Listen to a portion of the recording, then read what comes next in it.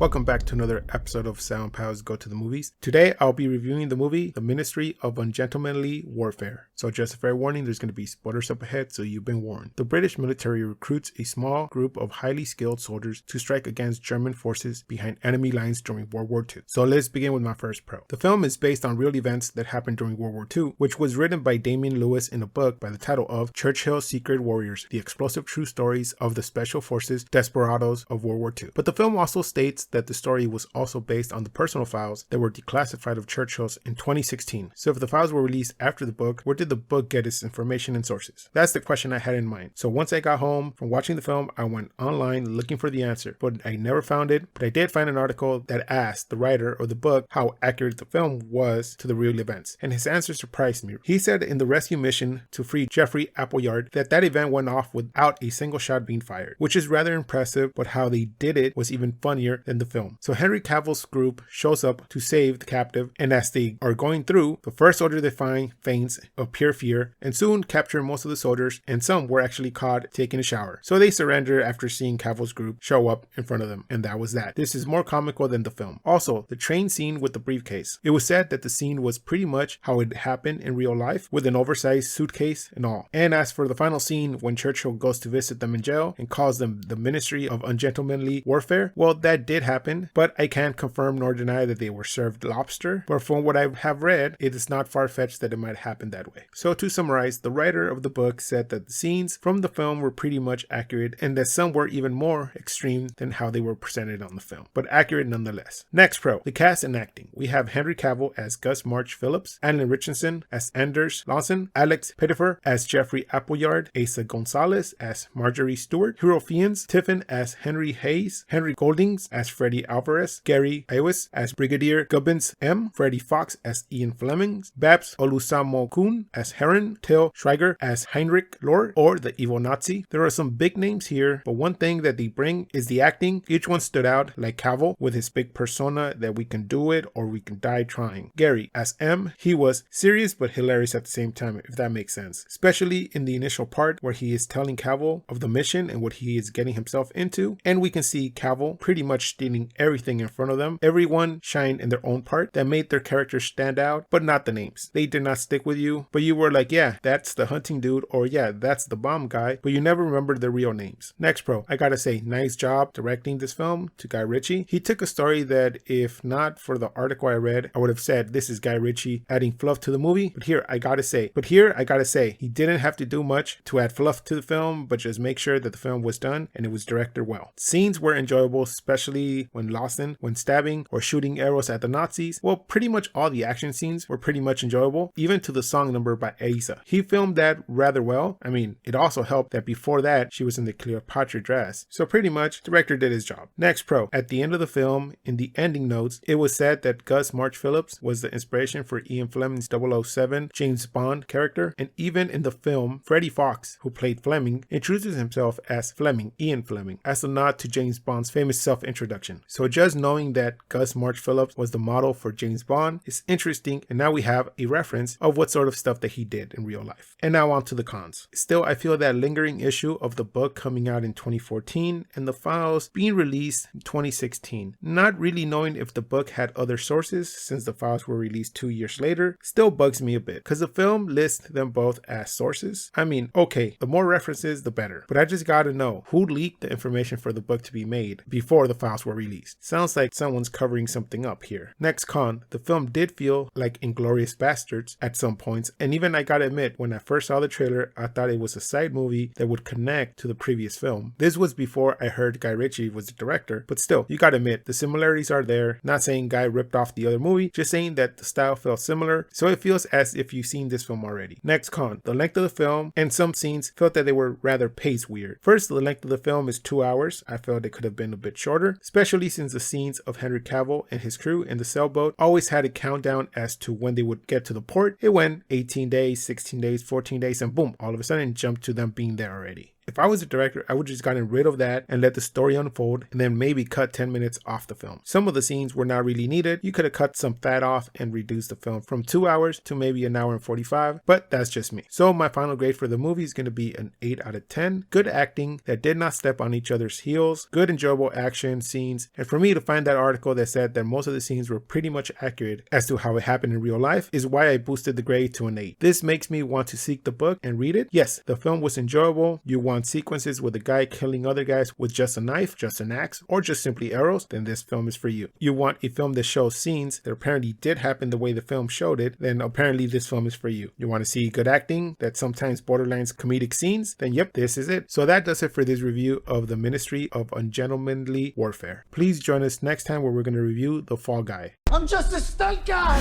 Please like, comment, and subscribe. You can find our social media links below. And like always, keep watching movies.